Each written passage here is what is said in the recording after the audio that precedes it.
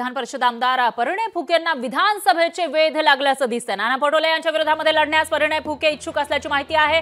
तर आता परिणय फुके हे नाना पटोले यांच्या विरोधामध्ये दंड थोपटण्यासाठी तयारी करत असल्याची माहिती समोर येते। त्यांना विधानसभेचे वेध लागल्याचं दिसतंय। पक्षाने संधी दिल्यास साकोलीमधून लढू असं परिणय फुके म्हणतायत। गेल्या वेळी नाना पटोले यांचा पराभव थोडक्यात टळला होता असंही परिणय फुकेंनी म्हटलंय। तर या वेळेला आपण त्यांचा पराभव करणार असा विश्वास या ठिकाणी परिणय फुकेंनी व्यक्त केल्याचं दिसून येते। त्यामुळे परिणय फुके तयारी करताना दिसतात। आता त्यांना पक्षाकडून संधी दिली जाते का विधानसभेची ते बघावं लागेल। आणि त्यानंतर नाना पटोले जे काँग्रेसचे प्रदेशाध्यक्ष आहेत, काँग्रेस जी सध्या राज्यामध्ये मजबूत स्थितीमध्ये आहे, लोकसभेमध्ये चांगलं यश काँग्रेसला मिळाल्याचं पाहायला मिळालं होतं राज्यामध्ये, आणि अशात आता विधानसभेसाठी तयारी काँग्रेसकडून सुरू असतानाच दुसरीकडे परिणय फुकेंनी काँग्रेसचे प्रदेशाध्यक्ष नाना पटोले यांच्या विरोधामध्ये दंड थोपटण्याची तयारी केल्याचं दिसून येत आहे।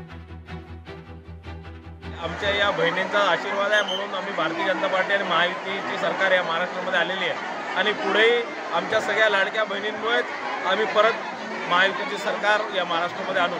आणि राहिली साकोली विधानसभेची गोष्ट तर मला जर पक्षाने जर सांगितलं तर निश्चितच साकोली विधानसभेमध्ये परत मागच्या वेळेस थोडीशाने नाना पटोले हुकले होते, आता यावेळेस हुकू देणार नाही। लोकशाही मराठी ऐका, पहा, जागरूक रहा।